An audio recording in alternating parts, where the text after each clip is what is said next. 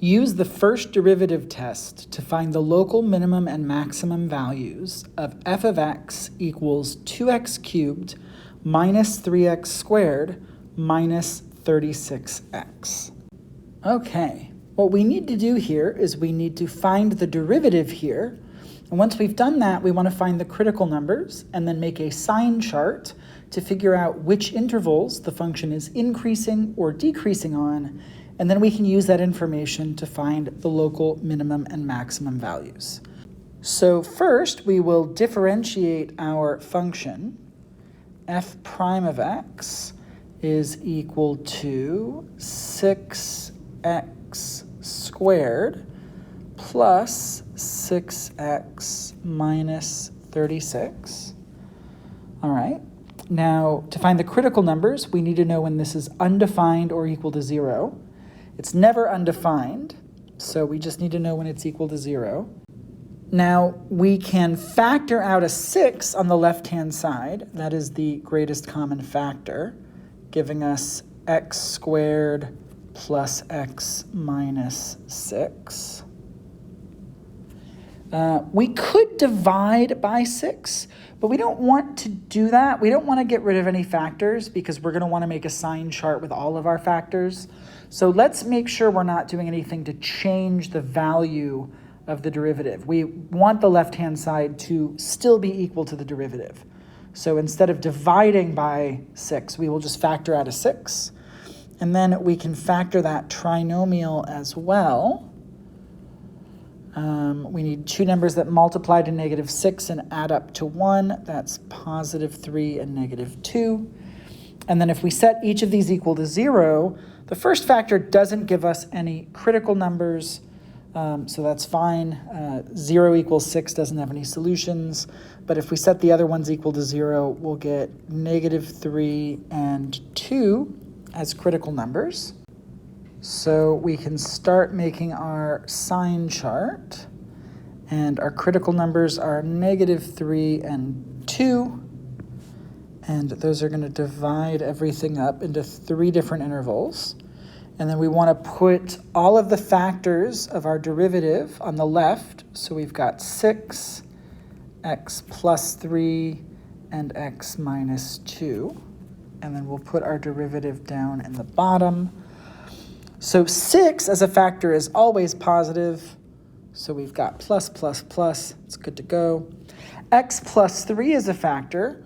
Well, that is equal to 0 at -3. So that's where it changes between positive and negative. If x is greater than -3, it's going to end up being positive. And if x is less than -3, it's going to be negative. And then with x minus 2, if x is greater than 2, it's going to be positive. Otherwise, it's going to be negative. So then for the derivative down below, for the first interval, we've got a positive times a negative times a negative. That's going to give us something positive. In the middle interval, we're going to have a negative. And then in the last interval, we're going to have a positive. So that means that the function is increasing, and then decreasing, and then increasing. And so using the first derivative test, we know that when we've got a critical number and the function changes from increasing to decreasing, meaning the derivative changes from positive to negative, that's going to give us a local maximum. So we've got a local max there. And at our other critical number, the derivative's changing from negative to positive, so it's changing from decreasing to increasing. And so that has to be a local minimum. But we were actually asked to find the local minimum and maximum values.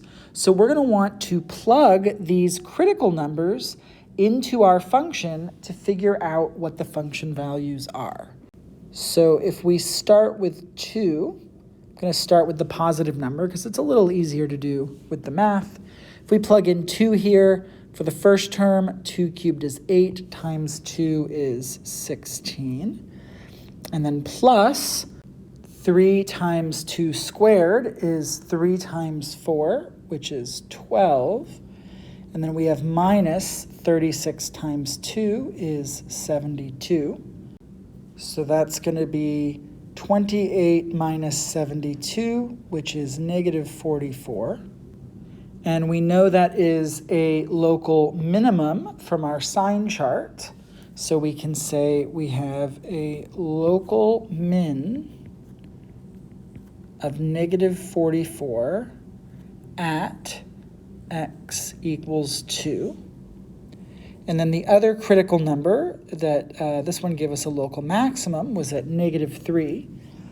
So negative 3 cubed is negative 27, and 2 times negative 27 is negative 54, plus 3 times negative 3 squared is 3 times 9, which is 27. And then we've got minus 36 times negative 3. Well, a negative times a negative is a positive, and 36 times 3 is 108. And when we add those together, we get 81. So we have a local maximum of 81 at x equals negative 3. And that is our local minimum and maximum values.